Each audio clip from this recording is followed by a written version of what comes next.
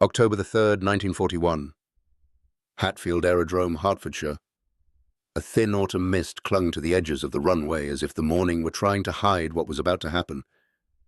20-year-old Peter Henshaw stood with his hands stuffed into the pockets of his RAF ground crew jacket, breath fogging the air as he stared at the aircraft sitting alone near the hangar. Even from a distance, it looked wrong. Too smooth, too clean, too light. Like someone had carved the idea of an airplane out of polished wood. It reminded him of a child's toy left on a workshop table. It did not look like something meant to go to war. Yet here it was. The prototype, known only as 450, though the engineers whispered a different name. The Mosquito. Behind Peter, a group of mechanics huddled with mugs of weak tea, all glancing toward the aircraft, like farmers studying a storm cloud that had appeared in a clear sky. Before we jump back in, tell us where you're tuning in from. And if this story touches you, make sure you're subscribed. Because tomorrow, I've saved something extra special for you. You're telling me that thing is supposed to fight the Luftwaffe? Said Corporal Davies, squinting against the mist.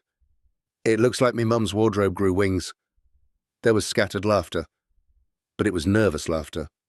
The kind people use when they're not sure if they're joking or confessing a fear. Peter didn't laugh. He kept watching the wooden plane as if it might suddenly leap into the sky on its own. He didn't know much about aerodynamics or stress tolerances or de Havilland's secret composite laminates. He didn't know why the Air Ministry had once dismissed the idea outright, calling it absurd, impractical, even childish.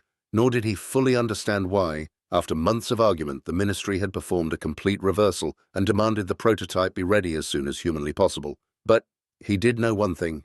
Every engineer here, every one of the strange, brilliant, sleep-deprived geniuses who wandered the hangars muttering equations, believed this aircraft might be unlike anything the world had seen. A plane made almost entirely of wood, designed not to withstand bullets, but to avoid them entirely. A ghost, a blur, a machine meant to outrun war itself. Peter swallowed hard. Today would be its first real test. At the far end of the runway, inside a drafty office, littered with blueprints and coffee-stained mugs, Chief Test Pilot Geoffrey de Havilland Jr. tugged on his flight gloves. His father stood beside him, arms crossed, face carved from equal parts pride and tension. Geoffrey Sr. was not just a company owner, he was an artist trapped in the body of an engineer, a man whose life had been defined by the pursuit of speed and simplicity. For years, he had argued that combat aircraft were becoming too heavy, too armored, too stuffed with gimmicks. He believed in something else, something radical, remove everything, unnecessary. He had said again and again, speed is protection. But it was one thing to sketch that philosophy on paper, and another to put his son inside a wooden prototype built in defiance of nearly every military expert in Britain. Geoffrey Jr. sensed the tension behind his father's silence. "Worried I'll scratch the varnish?" he joked lightly. His father didn't smile. "Just bring her home," he said quietly. "Prove to them that we were right."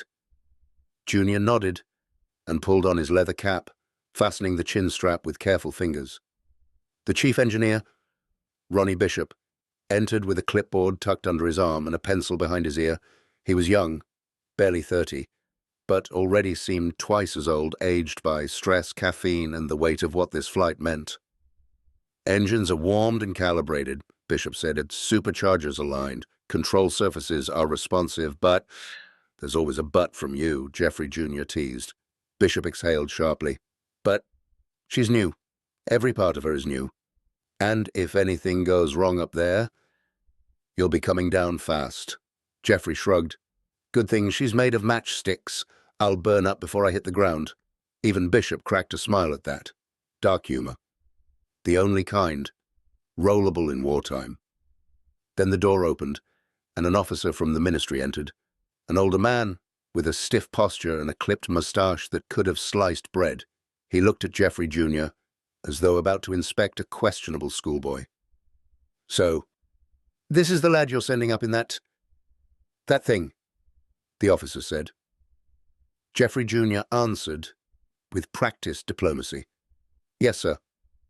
The officer let out a faint sniff. I suppose the nation must employ some measure of bravery, foolish or otherwise. With that, he turned and left, leaving behind a silence thick with irritation. Bishop muttered, "Arse." Geoffrey Sr. said nothing, because the officer wasn't entirely wrong.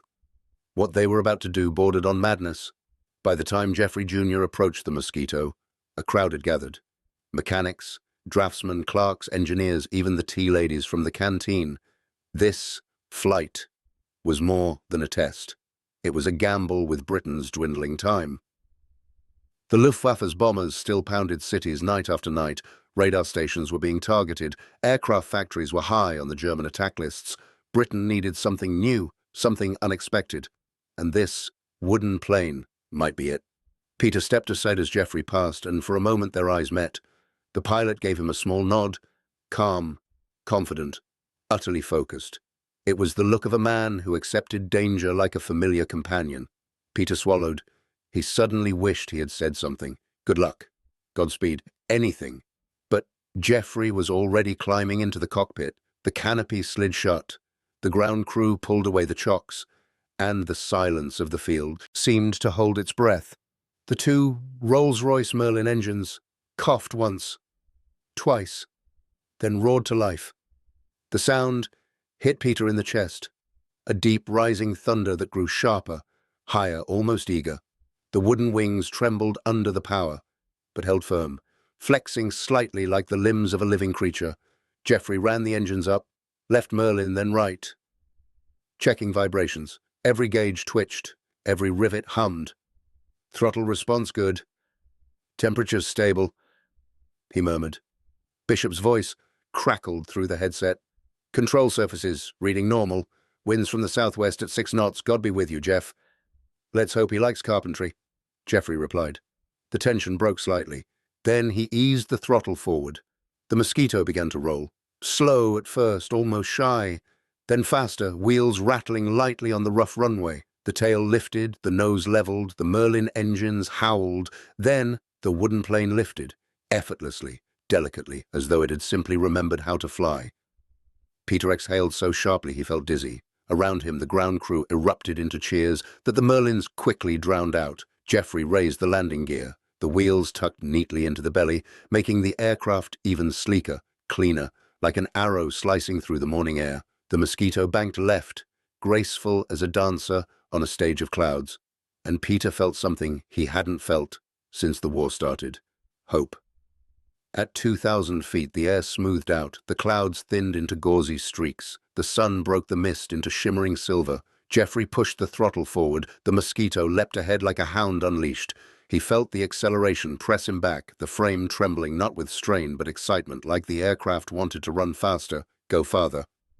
Steady at 250, he said into the headset. Then 270, 280.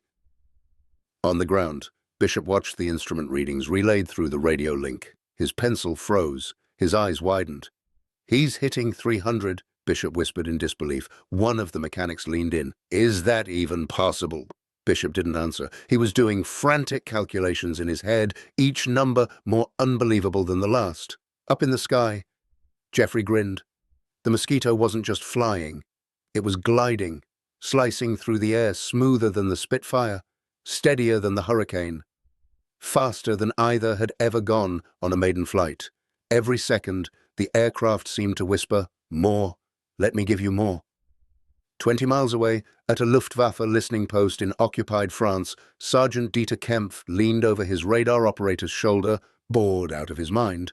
British planes rarely flew this early, and when they did, they came on predictable bearings. But suddenly the operator stiffened. Herr Feldwebel, I have something. Dieter frowned. Where? Northwest, high altitude. Fast. How fast? The operator hesitated. Too fast. Dieter leaned closer, jaw tightening. The blip on the screen moved like a swallow darting over a pond, erratic, yet controlled. No known RAF aircraft behaved like that. What type of plane is this?" Dieter muttered. He watched the blip streak across the display, faster than their system could adjust. Then it vanished. Blink. Gone. Dieter stared. It was as if the sky itself had swallowed the aircraft. Radar ghost, he thought, equipment malfunction. But the unease remained. No aircraft simply outran radar, no aircraft made of metal at least. Back over Hertfordshire, Geoffrey brought the Mosquito into a wide loop, testing its turning radius.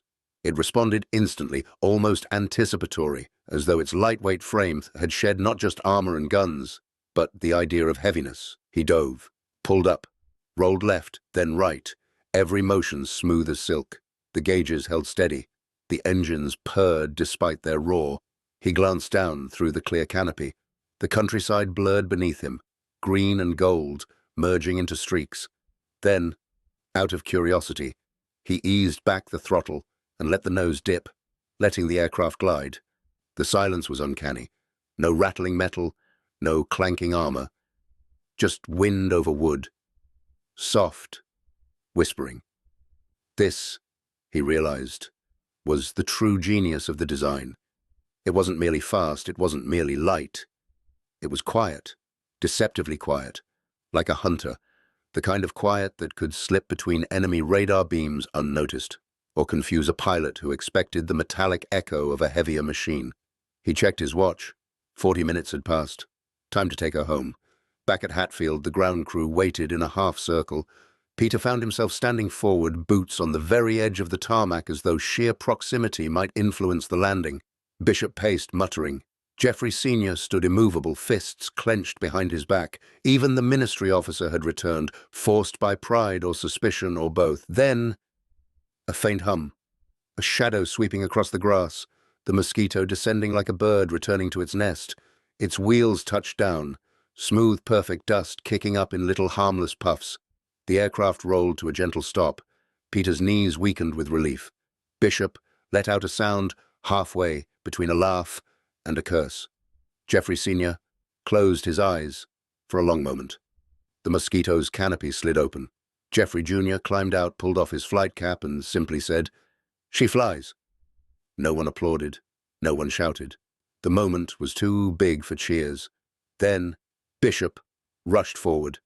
"How fast?" Geoffrey shrugged with a grin. "Fast enough to make Jerry rethink his life choices." Peter felt a thrill rush through him. He didn't know the exact number, but he knew by the pilot's smile that it was something extraordinary. The ministry officer cleared his throat. "Was she stable at speed?" "Stable, she was smoother than a dancer on ice." The officer nodded stiffly, but his eyes betrayed something else. Fear. Fear of what this wooden ghost might mean. Because if it truly was as fast as it seemed, if radar could barely trace it, if it could outrun fighters and outmaneuver interceptors, then Britain had just taken a step the Luftwaffe did not expect.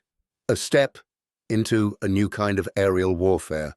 A step toward a weapon the Germans had no answer for. A step that would stun 3,000 German pilots before the war was over. Peter glanced at the plane again, sunlight catching its smooth wooden skin. It was beautiful, impossible, and real. A miracle built of spruce and plywood, and this was only the beginning. The rain had stopped sometime past midnight, leaving the fields around Hatfield coated in a thin sheen of silver that reflected the moonlight. The factory, however, never slept. It pulsed with a low, steady hum, machinery clattering, riveters tapping, saws whining through balsa and spruce. Even at this hour, the main assembly shed was glowing like a lantern in the darkness. Geoffrey de Havilland stood alone on the elevated catwalk overlooking the production floor, coat thrown over his shoulders, collar up against the lingering chill. Below him, men in overalls moved in choreographed lines along the wooden fuselage of the prototype aircraft. His aircraft. The one London bureaucrats had declared strategically unnecessary, dangerously fragile, and unworthy of allocation. He watched them fit wooden ribs by hand, sanding each one as though building a violin. And maybe they were. Because the thing taking shape under the floodlights looked far more like an instrument than a weapon. Slender, almost delicate, a tapering form with a pointed nose and twin engine nacelles, still skeletal and unfinished. No turrets, no armor, no heavy plating, just smooth curves, varnished wood and empty internal space where, in theory, bombs would someday rest. 2 weeks ago, the Air Ministry had tried, again, to kill the project. Tonight, they were too late. Geoffrey exhaled, the sound breaking the stillness of the catwalk. He felt the familiar ache behind his ribs, the sensation of fighting an entire government with nothing but conviction. He heard the footsteps before he saw the man, a quick, brisk rhythm that always announced Ronald Bishop, even before he appeared. Bishop emerged from the stairwell, sleeves rolled up, tie loosened, safety goggles hanging around his neck. He looked exhausted, but not defeated. Never defeated. "I thought you'd gone home," Bishop said as he joined him on the rail. "I tried," Geoffrey said. "The idea bored me." Bishop chuckled. "You know, most men your age take up chess. Chess is too slow." "So is fighting the Air Ministry," Bishop muttered. "But you seem to enjoy it." Geoffrey didn't answer. His eyes were locked on the half-completed airframe. Bishop followed his gaze. "Fuselage framing should be done by dawn. If we keep the pace, she'll be ready for skinning by Friday." "Good," Geoffrey said softly. "We're building time as aggressively as we're building airplanes." A moment passed between them, a shared silence carved from the weight of the moment. They both knew what was happening beyond these walls. Britain was running out of time, out of pilots, out of aircraft. Every day, the Luftwaffe flew closer, deeper, testing the island's defenses, sniffing out weakness, and the Admiralty, with their endless memos and committees, kept insisting that wooden aircraft were a poor use of resources. But there was no stopping the war from coming, only deciding what to meet it with. Bishop leaned against the railing, wiping his hands on a rag. "You think they'll change their minds once they see her fly?" Geoffrey allowed himself a thin smile. "They won't have a choice." And then the doors at the far end of the factory slid open. A gust of cold wind carried the smell of mud and petrol into the hangar. A man stepped inside, soaked from the night rain, uniform coat dripping onto the concrete. It was Air Commodore Whitney Strait, tall, lean, and visibly annoyed, though he tried to conceal it. Bishop stiffened. "We weren't expecting anyone from Whitehall." "No one was," Strait said, shaking off rain. "I came because I need to see what my colleagues refuse to believe exists." He walked toward the prototype, boots echoing sharply. Geoffrey and Bishop exchanged a quick glance before following him down the stairs to the factory floor. Strait circled the airframe slowly, his expression hard to read. His gloved hand brushed the smooth wood of the fuselage. He rapped his knuckle lightly on one of the wing spars. "Feels like a piece of furniture," Strait said. "A very fast one," Geoffrey replied. Strait crouched, examining the empty engine mounts. "2 Merlins," he murmured. "If we can spare them." "We can," Geoffrey said. "We must." Strait's gaze drifted to the place where the bomb bay doors would eventually be installed. "You're certain you can carry a 2,000-pound load at the speeds you're claiming?" "I'm certain," Geoffrey said, "because I've run the numbers. And more importantly, I've built airplanes long enough to trust when the numbers aren't lying." Strait rose. "You're asking me to back a wooden ghost that flies faster than the Luftwaffe's finest fighters?" "Yes." "Without armament?" "Yes." Strait studied him. "And to commit the RAF to something that violates every rule of conventional design." "Conventional design," Geoffrey said quietly, "is why we're losing." Strait didn't respond immediately. His jaw worked as he considered the reality unfolding around him. A nation struggling to outproduce an enemy who had prepared for war years longer, an industrial race already tilting toward disaster. Finally, Strait approached the nose of the fuselage and placed both hands on it. "What do you call it?" he asked. For a moment, Geoffrey hesitated. He had resisted naming the aircraft aloud, afraid that uttering it too soon might tempt failure. But something in Strait's tone, half challenge, half plea, pulled the word out of him. The Mosquito. Straight stepped back, expression shifting. Mosquito? It's fast, it's light, and when it strikes, it's already gone. A faint smile flickered across Straight's face. Well, that's certainly better than calling it the wooden folly. Bishop snorted. That's what half the ministry is calling it. And what are you calling it? Straight asked Geoffrey. Britain's best chance to take our skies back. Preparing and narrating this story took us a lot of time. So, if you are enjoying it, like this video, it means a lot to us. Now, back to the story. Straight took a long breath, then gestured to the entire production line. Gentlemen, there are exactly two kinds of ideas in war. The ones that get men killed, and the ones that change the outcome. I'd like to believe you're building the latter. He paused. But I need to be convinced. Geoffrey felt something tighten inside him. Not fear, but something close. What will convince you? He asked. Straight looked him directly in the eyes.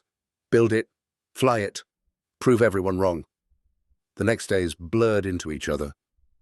Dawn, bleeding into midnight, deadlines dissolving into the rhythm of hammering, sawing, sanding.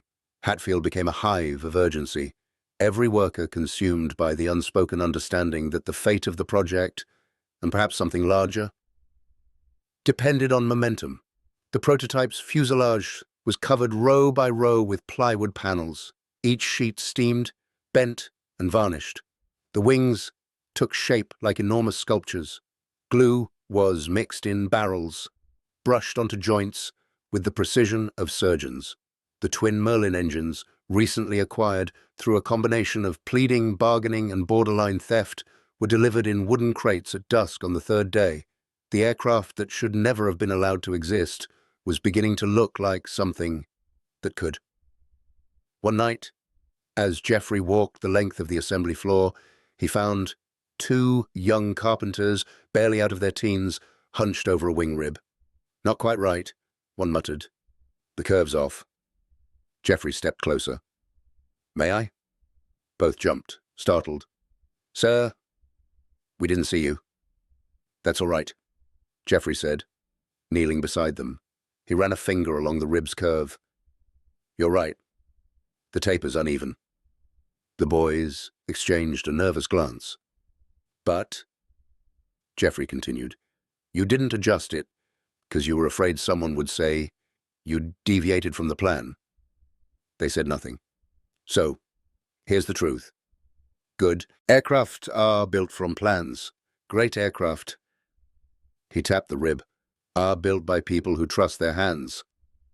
The boys softened. Fix it, Geoffrey said gently. By feel, not fear. They nodded, relief washing over them. As he walked away, Geoffrey felt a flicker of something he hadn't felt in months. Hope. The factory quieted as workers stepped back from it, tools hanging at their sides. There was a reverence in the silence, as though everyone realized they were now looking at something history had not planned for. Even incomplete, the aircraft was beautiful. The smooth wooden skin gleamed under the lights. The wings tapered elegantly, the nacelles fitted perfectly. Its nose came to a fine point, giving it the predatory stance of something ready to leap. Bishop approached Geoffrey from behind. There she is. Geoffrey didn't speak immediately. It's still only a prototype, he said finally. And yet, Bishop murmured, it already looks like it could outrun the moon. Straight entered the hangar again, this time not in secrecy. He approached slowly, taking in the finished form. I'll admit, he said, I didn't expect it to look this aerodynamic. Lightweight, minimal drag, Geoffrey said. No turrets, no excess weight, she'll make fools of the doubters. Straight tilted his head. Build me a test schedule. I'll get you the airfield clearance for initial trials. Geoffrey blinked. That's a faster approval than I expected. Straight shrugged. When there's a war on, sometimes the easiest way to silence a critic is to let the evidence fly over his head at 400 miles per hour. Bishop grinned. Now, that's the spirit. Straight turned to Geoffrey, with a seriousness that cut the moment cleanly. "If this aircraft fails," he said quietly, "you will be buried under a mountain of political backlash." "I know. And if it succeeds?" Geoffrey finished the sentence himself. "Then Britain will have a weapon the enemy can't see, can't catch, and won't understand until it's too late." Straight nodded once. "Then let's hope your confidence is justified." The factory lights were dimmed, the workers gone, the evening settling over the airfield. He walked a slow circle around the aircraft, trailing his fingers along its wooden skin, feeling the grain beneath the varnish.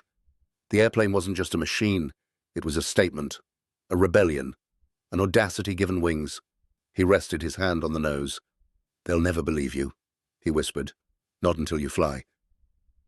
A gust of wind rattled the hangar doors. In the quiet that followed, Geoffrey felt something he hadn't allowed himself since the war began. Pride. Not the pride of a man, but of a maker, a builder, someone who had crafted something elegant in a world collapsing into brutality. Behind him, the door creaked open. Bishop stepped inside. "You should be home," Bishop said gently. Geoffrey didn't turn. "And leave her alone on her first night standing." Bishop joined him, placing a hand on the wing. "She looks ready." "She is." "Then tomorrow," Bishop said, "we begin the tests." Geoffrey nodded. "Tomorrow she proves herself." "And if she does?" Bishop asked. Geoffrey finally turned to look at him. "Then the world will witness what a wooden aircraft can do against a steel war machine." He looked back at the Mosquito, the fragile, impossible, beautiful thing that would soon cut through 624 radar stations as if they were blindfolded. In that moment he knew they hadn't built an aircraft. They had built a ghost. And ghosts were very, very hard to stop. Morning came to Hatfield in shades of pale gold, the early sun cutting low through the mist that clung to the runway. Frost glimmered faintly on the grass, brittle and fleeting. The hangar doors were already open by the time Geoffrey de Havilland arrived, his breath visible in the cold air. The Mosquito sat just outside, poised on her landing gear, no longer a factory secret, but an aircraft ready, or almost ready, to touch the sky. Workers moved around her with controlled urgency, tightening bolts, checking control surfaces, loading tools onto carts. The Merlin engines gleamed in the morning light, polished and pristine. A test pilot stood beside the aircraft, reviewing a clipboard. His name was Geoffrey de Havilland, Jr., the designer's own son. "You're early," Geoffrey Jr. said, without looking up. "You're flying my aircraft," his father replied. "I couldn't sleep." Geoffrey Jr. smirked slightly. "Let's hope that's because you were nervous and not because you were up calculating stress loads for the 15th time. 16th, Geoffrey said softly. "I checked the flutter margins again last night." "I'm sure she'll fly beautifully," his son replied, "assuming she flies at all." Bishop approached them, carrying a folder thick with paperwork. "Weather report's clear for the next 2 hours," he said. "After that, we've got a cold front pushing in. If we're doing this, we do it now." Geoffrey looked at his son. "How do you feel?" "Like a man about to pilot an aircraft the government keeps insisting shouldn't exist," Geoffrey Jr. said. "But excited." Bishop sighed. "That's not the answer a father wants to hear." "Maybe not," Geoffrey said, "but it's the answer an engineer needs." There were 100 ways this flight could go wrong. The wooden construction could flex more than predicted. The twin Merlins could destabilize the frame. The control surfaces might not respond as expected. Even the landing gear, built lighter than anything approved for wartime service, could collapse on takeoff. But none of that mattered now. The only thing left was to prove what had been dismissed as fantasy. At 8:12 a.m., a small crowd gathered near the edge of the field. Engineers, carpenters, draftsmen, assembly workers, and a scattering of RAF officials who had arrived purely for observation. Straight, stood at the front, arms crossed, face unreadable. The test crew cleared the area. It was time. Geoffrey Jr. climbed into the cockpit, settling into the tight seat. He adjusted the rudder pedals, pulled the harness over his shoulders, and scanned the instrument panel, a compact array of dials, gauges, and switches that still smelled of fresh varnish. "Fuel pressure good," the ground crew chief called. "Magneto set," Jeffrey Jr. replied. The first Merlin came alive with a violent cough, followed by a deep, throaty rumble. The propeller spun into a blur, sending wind whipping across the field. The second Merlin followed, the roar merging into a harmonious growl that sent a ripple of awe through the crowd. The Mosquito trembled slightly, as if impatient. Inside the cockpit, Jeffrey Jr. felt the vibrations settle into his bones. Despite the nerves, he couldn't help smiling. "God, she sounds magnificent." He pressed the radio switch. "Control, this is EGJ. Engines running nominally. Beginning taxi."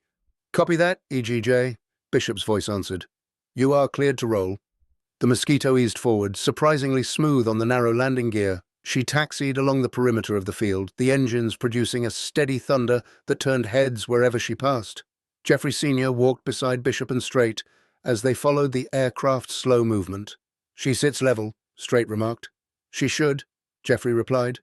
"We aligned the center of gravity down to 1/10 of an inch." Straight nodded, though his eyes remained fixed on the prototype. When the Mosquito reached the end of the runway, Jeffrey Jr. pivoted the nose into position. He took a long breath. "Hatfield control," he said into the mic. "EGJ, ready for takeoff." A pause. "EGJ, you are cleared." Jeffrey Jr. advanced the throttles.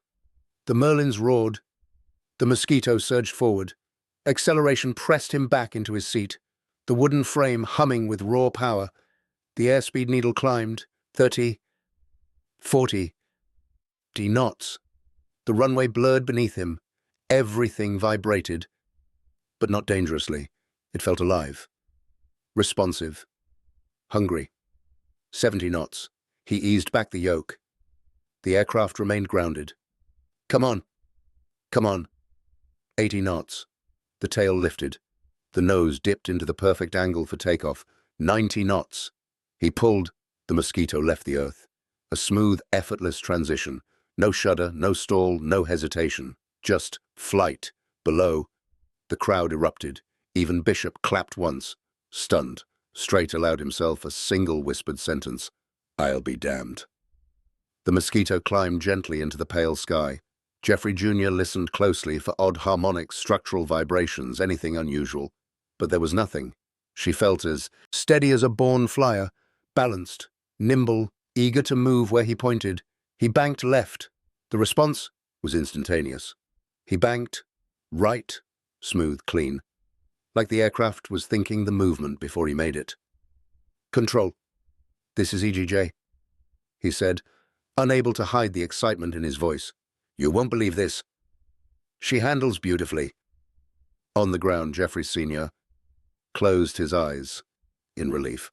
Bishop exhaled a long breath. "Well, I'll be damned," he echoed Straight. Straight smirked. "If either of you say that one more time, I'll start charging royalties." 15 minutes into the flight, the aircraft had performed basic maneuvers flawlessly. Climbs, descents, banking turns, control response checks. Now came the first real trial. "EGJ," Bishop said on the radio, "proceed to maximum throttle test at your discretion." "Copy," Jeffrey Jr. replied. He leveled the aircraft at 6,000 feet. The horizon stretched out in pale blues and grays. He pushed the throttles forward. The Merlins screamed, the propellers tearing at the air. The Mosquito surged. The airspeed indicator climbed, 260, 280, 300. Inside the cockpit, Jeffrey Jr. felt something electric run through him. She's outrunning fighters, made of steel. She's a wooden aircraft, and she's faster than metal. The needle ticked past 330 bpm. Outside, he could hear the air reshaping itself around the wooden wings. "Control," he said. "Reading 335. Still accelerating." Bishop's voice returned, incredulous. 335. That can't be right." Jeffrey Jr. laughed aloud. "It's right." The Mosquito hit 360 mph, then 370, then 380. "Control, I'm at 382 miles per hour. She's stable." No flutter. No vibration issues. This is extraordinary. On the ground, Geoffrey Sr. lowered his face into his hands for a moment. Not out of fear, but out of overwhelming relief. Straight, whispered to himself. Faster than the Spitfire. Good Lord. EGJ. Prepare for controlled descent test, Bishop said. Copy. Geoffrey Jr. pointed the nose slightly down, letting the aircraft pick up speed. The wind howled louder against the cockpit canopy. The frame shook, not from structural stress, but from the sheer velocity slicing through cold air. The Mosquito remained solid. Geoffrey Jr. felt exhilaration coursing through him. Control, he said through a wide grin. The wooden wonder doesn't seem to want to slow down. Maintain limits, EGJ, Bishop warned, voice strained. Don't push past the predictions. Geoffrey Jr. eased out of the dive. The wind noise decreased. The aircraft leveled cleanly, with no buffeting. Descent complete, he said. She's responsive at every stage. Copy, Bishop replied. Proceed with stall tests. This was the part that scared even Geoffrey Sr., the moment when the aircraft would deliberately lose lift. Geoffrey Jr. throttled back, raised the nose gently. The buffeting began. The wings trembled slightly. A warning shudder passed through the frame. Then, the nose dipped, softly, almost politely, as the aircraft entered a stall, and just as smoothly, with a nudge of the yoke and a touch of throttle, she recovered. That's it, Geoffrey Jr. muttered to himself. That's all. He keyed the radio. Stall behavior exceptionally predictable. No wing drop, no violent pitch. She wants to fly. Down below, Geoffrey Sr. nearly laughed. Wants to fly, he repeated. Just like her mother. Straight. Shot him a sideways glance. Her mother. I meant the design philosophy, Geoffrey said quickly. Ah, Straight said, unconvinced. Before the test flight ended, Geoffrey Jr. requested one final maneuver. A low pass? Bishop asked skeptically. Why? To show you what she looks like when she's doing what she's meant to do. The radio crackled. EGJ approved. Moments later, the sound reached them first, a rising howl that grew louder with every heartbeat. Then she appeared. The Mosquito streaked across the field only 50 feet above the ground, engines screaming, wooden frames slicing the air with surgical precision. The sun caught her fuselage, turning the varnish into a streak of gold. Workers gasped. Straight stepped back involuntarily. Geoffrey Sr. felt his chest tighten with pride so fierce it nearly hurt. As she roared overhead, the air whipped at their coats and sent loose papers flying. Then she climbed sharply, banking in a half-roll before leveling off again in the distance. It was a display that said, I am real, I am fast, and I will change everything. After nearly an hour, the Mosquito approached for landing. Geoffrey Jr. lowered the gear, feeling the slight aerodynamic drag as the lightweight wheels extended. He flared gently. The wheels kissed the runway. He rolled to a stop. The crowd swarmed, though carefully, staying just outside the prop arcs. The engines wound down, the roar fading into ticking metal and cooling wood. Geoffrey Jr. opened the canopy and climbed out. His father reached him first. Well? Geoffrey Sr. asked, voice tense. Geoffrey Jr. grinned. She flies like a ghost. The words hit Geoffrey harder than he expected. Bishop slapped a hand on the fuselage. Fastest aircraft we've ever tested, he said. By a mile. Straight approached, slowly, eyes fixed on the aircraft. She's not a wooden folly, he said. No, Geoffrey replied. Straight extended a hand. She's a wooden miracle? Geoffrey shook it. Around them, the workers cheered. The Mosquito. The aircraft mocked, doubted, delayed, and nearly cancelled, had just outrun every expectation, every prediction, every limitation of wood and glue. It had become something no one believed Britain could still produce, a weapon of innovation, a machine of elegance and ferocity, a ghost the enemy would never see eastward coming. And as Geoffrey looked at the aircraft resting proudly on her wheels, he understood something profound. This wasn't the victory. It was only the beginning. The crowd began to thin as RAF officials drifted toward the conference hut, already arguing over fuel loads, armament possibilities, and production estimates. Their voices rose in sharp bursts, excitement fighting with bureaucracy. For once, excitement seemed to be winning. Geoffrey stayed behind with the aircraft. The Mosquito sat in the winter sunlight, steam curling from the Merlin exhausts, the wooden skins still warm from the heat of flight. A few workers lingered too, almost reverently, men who had cut the spruce ribs themselves, who had shaped the plywood panels, who had worked months of midnight shifts believing that if Britain needed a miracle, then perhaps they could build one. One of the younger fitters approached Geoffrey hesitantly. "Sir." "Yes." What happens now?" Geoffrey looked at the young man. Barely 20, cheeks still marked with sawdust that no scrubbing ever fully removed. He thought of all the uncertainty outside these walls, bombed factories, rationed steel, the drone of Luftwaffe raids across the channel. And then he looked back at the Mosquito. "Now," Geoffrey said softly, "we do what the enemy doesn't expect." The young fitter blinked. "Which is?" "We build something faster than their fastest fighters. We fly deeper than their bombers dare go. We take away their certainty." The fitter smiled, suddenly proud, in a way he hadn't been an hour ago. Another figure approached from behind. Whitney straight, hands tucked behind his back, gaze set on the aircraft, as if studying a work of art. "You know," Straight said, "I've been thinking." "That sounds dangerous," Geoffrey murmured. Straight ignored the jab. "Every major aircraft in this war is built on three principles: firepower, armor, and mass production. You built something that follows none of those rules." "Not none," Geoffrey said. "Just the one that matters. Speed." Straight nodded slowly. "And if you're right, then this aircraft isn't just fast." He paused, voice lowering as if confessing something to the wind. "It's disruptive." "That was the hope," Geoffrey replied. Straight exhaled. "It won't just change the RAF. It will change the war." Behind them, Geoffrey Jr. finished signing off his post-flight notes and walked back to join the pair. He wore the contented exhaustion of someone who had flown something revolutionary and survived. "Father," he said softly, "I want the next flight." "You'll get it," Geoffrey answered. "But first we gather the data. Every vibration, every load reading, every pressure value, we make sure not one critic has a foothold left to stand on." "Critics." Geoffrey Jr. laughed lightly. "After today, they'll need new excuses." Geoffrey gazed at the Mosquito. Graceful, deadly, improbable. "No, he said, after today, excuses won't save them. Reality will."